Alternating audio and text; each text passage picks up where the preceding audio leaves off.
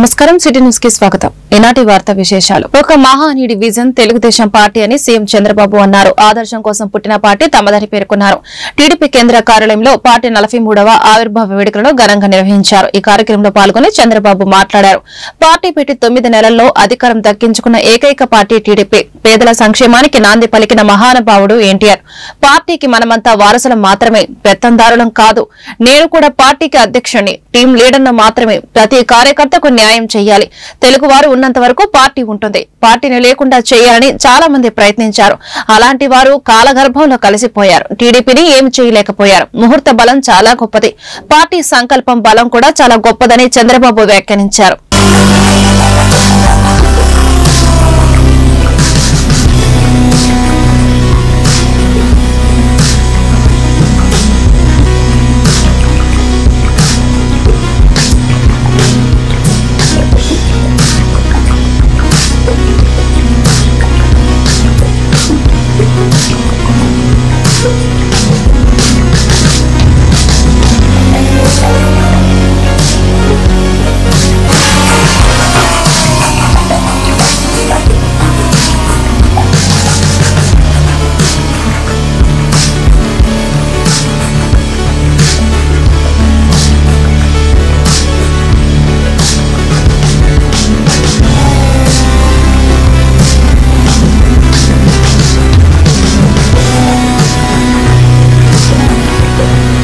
ఒకసారి మనందరం ఆలోచిస్తే 43 సంవత్సరాలు పూర్తి చేసుకుని 44వ సంవత్సరంలో అడుగు పెట్టాం. ఒక మహనీయుడి యొక్క విజన్ మామూలుగా అధికారం కోసం రాలేదు. రాష్ట్రంలో జరిగే పరిస్థితులన్నీ కూడా చూసిన తర్వాత శ్రేయోభిలాషులతో మాట్లాడాలి. 40 సంవత్సరాలుగా నన్ను ఆదరించారు. తిరిగి వాళ్ళ రుణం తీర్చుకోవాలని ఒక్క ఆలోచనతో ఎమ్మెల్యే క్వార్టర్లో ఒక్క మీటింగ్ పెడితే ఆ మీటింగ్ తో ఆయన అక్కడికి వస్తున్నాడంటే ఒక ప్రభంజనంగా ప్రజలందరూ ఇక్కడికి వస్తే ఆ ఎమోషన్ లో ఈ రాష్ట్రం కోసం పుట్టిన పార్టీ తెలుగుదేశం పార్టీ, అది కూడా ఎమ్మెల్యే క్వార్టర్స్ లో ఒక ఆవేశంలో పుట్టింది. ఒక ఆదర్శం కోసం పుట్టిన పార్టీ తెలుగుదేశం పార్టీ. అదే ఒక సంచలనం, అదే ఒక శక ఆరంభం, అదే ఈ రాష్ట్రానికి ఒక చారిత్రక అవసరంగా మారే పరిస్థితి వచ్చింది. అలాంటి మహనీయుడు పెట్టిన స్ఫూర్తి మనందరిలో ఉంది. ప్రపంచ చరిత్రలో ఇప్పుడు కూడా ఎవ్వరూ ఈ రికార్డు బ్రేక్ చేయలేరు. పార్టీ పెట్టి 9 నెలల్లో అధికారం వచ్చిన ఏకైక పార్టీ ప్రపంచం. ఒకప్పుడు మనం ఒకసారి ఆలోచిస్తే ఈ పార్టీకి మనందరం వారసులం. ఈ విషయం మీరందరూ గుర్తుపెట్టుకోవాల్సిన అవసరం ఉంది. నేను కూడా ఈ పార్టీకి ఒక అధ్యక్షుడిని, ఒక టీం లీడర్ని మాత్రమే. నా ఆలోచన తెలుగుదేశం పార్టీ శాశ్వతంగా ఉండాలి. తెలుగు వారున్నంత వరకు తెలుగు వారి కోసం తెలుగుదేశం పార్టీ ఉంటుంది. దాంట్లో ఏ మాత్రం అనుమానం లేదు. మనందరం వారసులం మాత్రమే గాని పెత్తందారులు మాత్రం కాదు. ప్రతి ఒక్క కార్యకర్తకు న్యాయం చేసి తిరిగి ఈ సాంప్రదాయాన్ని భావితరాలకు అందించవలసిన బాధ్యత మనందరి పైన ఉందని చెప్పి మరొకసారి విజ్ఞప్తి చేస్తున్నా. అందుకే మీరు ఒక్కసారి చూస్తే ఎన్నో పార్టీలు వచ్చాయి. చాలా పార్టీలు ఎప్పటికప్పుడు కనుమరుగయ్యే పరిస్థితి కూడా వచ్చింది. కానీ అన్ని రాజకీయ పార్టీల కంటే తెలుగుదేశం పార్టీ భిన్నంగా పనిచేశాం. మీరు ఒక విషయం గుర్తుపెట్టుకోవాలి. తెలుగుదేశం పార్టీని లేకుండా చేస్తామని చాలా మంది ప్రయత్నం చేశారు. గాని ప్రయత్నం చేసిన వ్యక్తులు కాలగర్భంలో కలిసిపోయారు. ఎవ్వరూ తెలుగుదేశం పార్టీని ఏమీ చేయలేకపోయారు. ముహూర్త బలం చాలా గొప్పది. అదే మాదిరిగా తెలుగుదేశం పార్టీ సంకల్పం కూడా చాలా గొప్పదని చెప్పి కూడా మీకు తెలియజేస్తాను. స్థానిక సంస్థల ఎన్నికల్లో జరిగిన అక్రమాలపై ఎలక్షన్ కమిషన్ కఠిన చర్యలు తీసుకోవాలని మాజీ మంత్రి మేరుగు నాగార్జున డిమాండ్ చేశారు. వీడియోల రూపంలో సాక్ష్యాలు ఉన్న ఈసీ ఎందుకు మౌనం పాటిస్తుందని ప్రశ్నించారు. శనివారం తాడేపల్లి వైఎస్ఆర్సీపీ కేంద్ర కార్యాలయంలో ఆయన మీడియాతో మాట్లాడారు. స్థానిక సంస్థల ఎన్నికల్లో అక్రమాలకు వంతపాడిన అధికారులపై కఠిన చర్యలకు తాము డిమాండ్ చేస్తామన్నారు. మా రాజకీయ జీవితంలో ఎన్నడూ చూడలా, ఎప్పుడూ ఇలా ఇంత అప్రజాస్వామికంగా రాజ్యాంగాన్ని అపహాస్యం చేసే విధంగా ఎన్నికలు జరపటం అనేది, కూటమి నాయకులైతే బహిరంగ సమావేశాల్లోనూ లేకపోతే మీడియా కాన్ఫరెన్స్లోనూ అసెంబ్లీ సమావేశాల్లోనూ పుంఖాలుగా మేము ప్రజాస్వామ్య వాదులం అని చెప్తారు. ఒక అడుగు ముందుకేస్తే చంద్రబాబు గారు పెద్ద నీతిమంతుల్లాగా మేము ప్రజాస్వామ్యం మీదే నడుస్తున్నామని చెప్తా ఉన్నారు.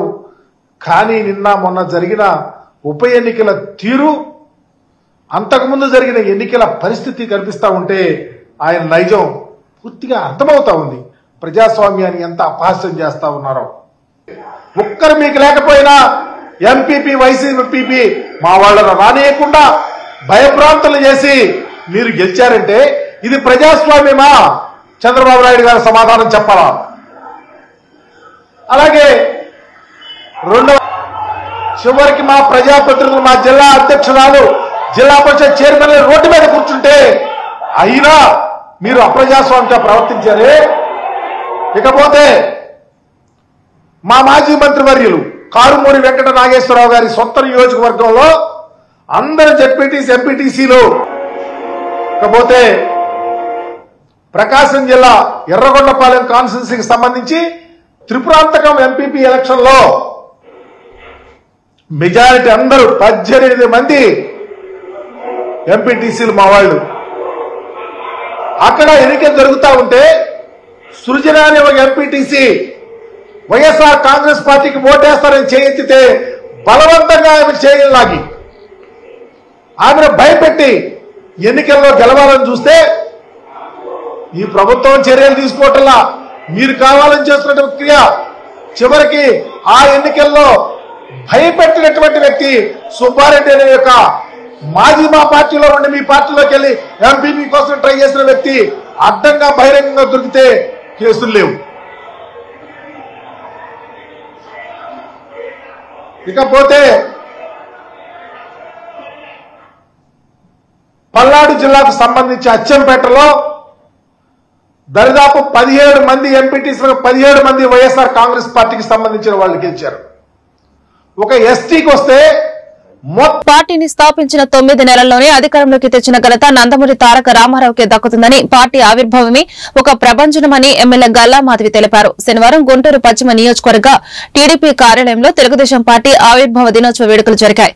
ఎమ్మెల్యే గల్లా మాధవి తెలుగుదేశం పార్టీ జెండా ఆవిష్కరించింది. భారీ కేక్ కట్ చేసి అభిమానులకు తినిపించారు. అనంతరం మంగళగిరి టీడీపీ జాతీయ కార్యాలయంలో జరిగిన ఆవిర్భావ దినోత్సవ వేడుకలకు 50 బస్సులు, 100 కార్లు, 100 బైక్లు, 100 ఆటోలు ఏర్పాటు చేసి వేలాది మందితో భారీ ర్యాలీగా ఎమ్మెల్యే గల్లా మాధవి తరలి వెళ్లారు.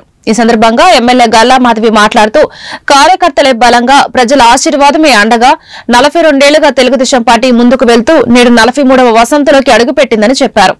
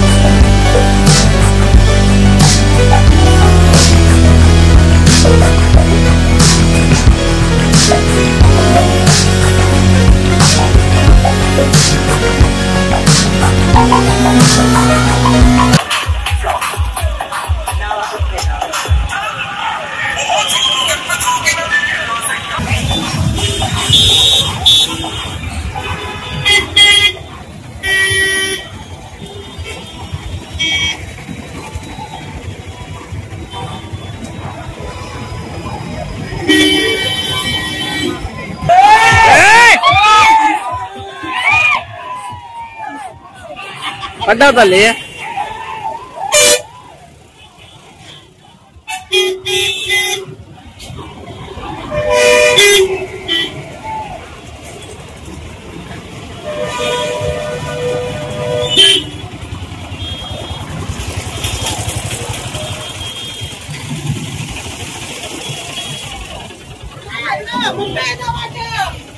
ఇన్ఛార్జ్ మేయర్ షేక్ సజిలా అధ్యక్షతన ఏర్పాటు చేసిన నగరపాలక సంస్థ కౌన్సిల్ సమావేశం వాయిదా పడింది.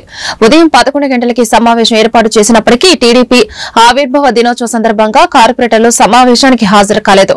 తొలుత వైసీపీ కార్పొరేటర్లు సమావేశానికి హాజరైనప్పటికీ ఎమ్మెల్యేలు, టీడీపీ కార్పొరేటర్లు ఎవరూ రాకపోవడంతో సభ నుంచి వెళ్లిపోయారు. అనంతరం టీడీపీ కార్పొరేటర్లు సభకు వచ్చారు. మేయర్ సజల బడ్జెట్ ని సమావేశాన్ని ప్రారంభించారు. ఇంతలో వైసీపీ కార్పొరేటర్లు కౌన్సిల్ సమావేశం లోపలికి వచ్చారు. రంజాన్ మాసంలో ప్రార్థనలు ఉన్న కారణంగా వాయిదా వేయాలని కార్పొరేటర్లు కోరారు. ఈ విషయంపై మేయర్ సజల, కమిషనర్ పులి Srinivasulu, TDP floor leader Nani చర్చించారు.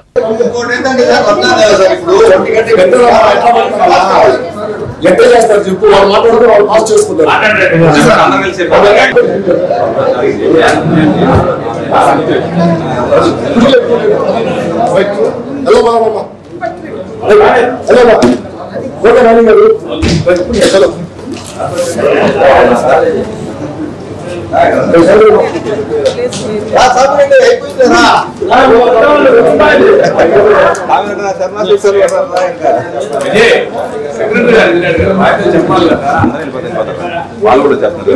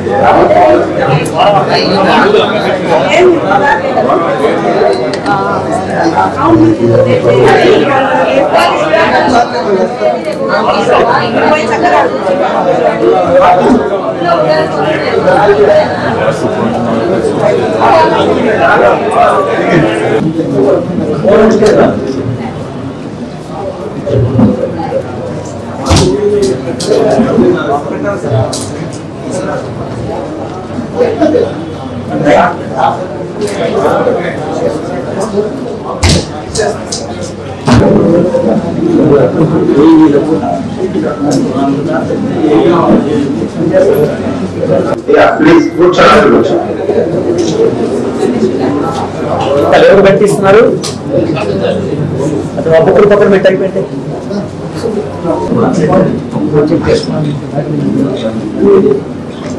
కమిషనర్ గారికి, డిప్యూటీ కమిషనర్ గారికి, స్టాండింగ్ కమిటీ మెంబర్స్ కి, అధికారులకి, మీడియా మిత్రులందరికీ 57,54,656,21,86,83,410 665,73,176 18,23,23,24,25 సంవత్సరం సాధించబడిన అంచనాలు మరియు 25-26 సంవత్సరం జమా ఖర్చుల అంచనాలపై సంక్షిప్త వివరణ.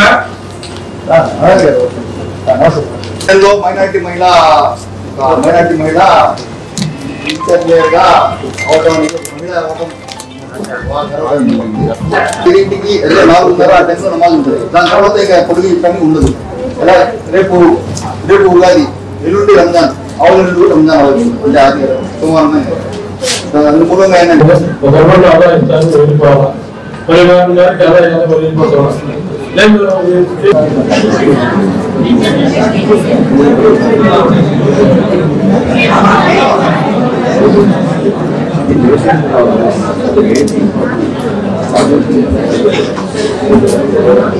కూడా నేనేం చెప్తున్నానంటే వాళ్ళు అడిగారు మా నమాజ్ టైం అయింది, నిజంగా 2 hours లేట్ అయింది కాబట్టి వేరే వేరే కారణాల వల్ల మీకు వీళ్ళు ఇచ్చేసారు.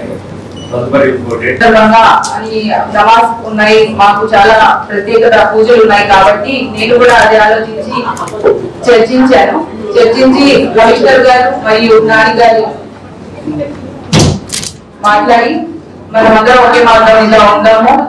ఈ యొక్క సభను వాయిదా వేయాల్సిందిగా అందరూ కోరారు కాబట్టి ఈ సభను వాయిదా వేసి డేట్ మేము చెప్తాము.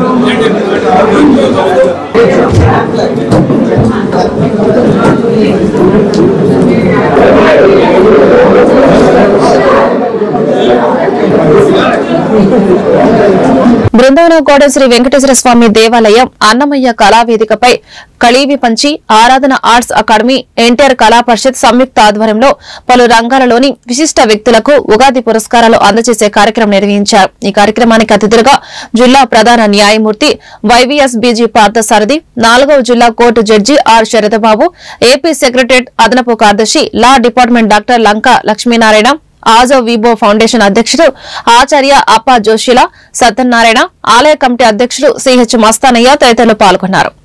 వారి ఉగాది పురస్కారాల నాగరాజలక్ష్మి గారికి ఆరాధన ఆర్ట్స్ అకాడమీ నటరత్న ఎన్టీఆర్ కళా పరిషత్ తరఫున వారికి సగర్వంగా సాదరంగా మా ధన్యవాదాలు, అభినందనలు. కొత్తగొండల బ్రహ్మారెడ్డి గారు ఇక్కడ మరి న్యాయవాదులు న్యాయస్థానం అంత ముందుగా గుర్తించేది మనకి కొత్తగొండల బ్రహ్మారెడ్డి గారు. ఈరోజు వారిని ఉగాది పురస్కారంతో సత్కరించుకోవడం చాలా ఆనందదాయకం. న్యాయమూర్తులు గౌరవనీయులు పార్థసారథి గారు, శరత్బాబు గారు, లంకా లక్ష్మీనారాయణ గారు, అప్పగోటి సత్యనారాయణ గారు వారిని సత్కరిస్తూ ఉన్నారు. వారి రచయిత, అంతేకాక అనేక సామాజిక సేవా కార్యక్రమాలు నిర్వహిస్తున్నారు. శ్రీ లక్ష్మీ నరసింహ ఎడ్యుకేషన్ ట్రస్ట్ తరఫున అనేక సేవా కార్యక్రమాలు నిర్వహిస్తున్నారు. వారిని ఈ రోజున కళావి పంచి ఆరాధన ఆర్ట్స్ అకాడమీ నటరత్న ఎన్టీఆర్ కళా పరిషత్ ముగ్గురు సంస్థల తరఫున వారిని సన్మానించుకోవడం. ఈ సన్మాన కార్యక్రమంలో పల్నాడు జిల్లా శాఖకి కార్యదర్శిగా పనిచేస్తున్నారు. అలాగే 2014-19లో కోడల శివప్రసాద్ స్టేడియం కమిటీలో ఉపాధ్యక్షులుగా పనిచేశారు. అదేవిధంగా ప్రస్తుతం పల్నాడు జిల్లా టీడీపీ డాక్టర్స్ సైకి వారు కార్యదర్శిగా పనిచేస్తున్నారు.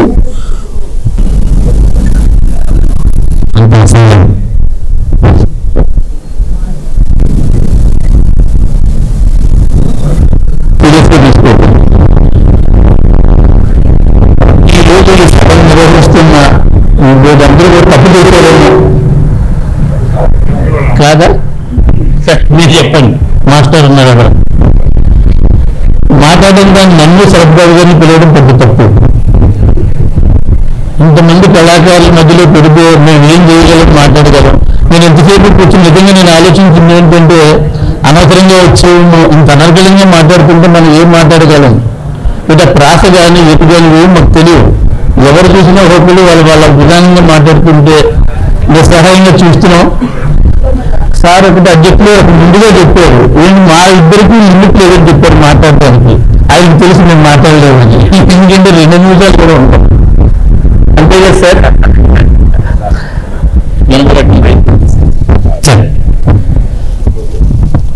మాట్లాడలేని వాళ్ళు టైం వేసి పనులు విజయిస్తున్నారు. ఎప్పుడో చెప్పారు, టీవీలో చూద్దాం, పెద్ద సినిమాలో చూద్దాం, పర్సనల్గా చూసాం. సార్ యూఎస్లో ఉండి వ్యవహారాలు తెలుగు భాష అభివృద్ధి ఉన్నారు, కళాకారులు వీళ్ళందరూ ఉన్నారు. ఇలాంటి వాళ్ళ సమస్యలు మాకు కూర్చున్న అవకాశం ఇచ్చినందుకు, అంటే శరత్బాబు గారి తరఫున కూడా నేను చెప్పేసినందుకు మీ ఇద్దరు ఒకలాంటి వాళ్ళు కనుక నాకు ఆయన మాట్లాడతారు. మళ్ళీ ఆయన ఎవరైనా నాకు నచ్చింది, నేను ఎక్కడనే బెల్ అవ్వడం జరిగింది. అదే అడాప్షన్ వాళ్ళు లేవు ఇక్కడ. సరే, అవకాశం ఇచ్చిన అందరికీ కూడా కృతజ్ఞతలు సార్. మీకు ఎందుకంటే చెప్పడానికి ఏం లేదు, ఎందుకంటే కళాకారుల గురించి మీకు చెప్పడం అంటే అర్హత లేదేమో సార్. Thank you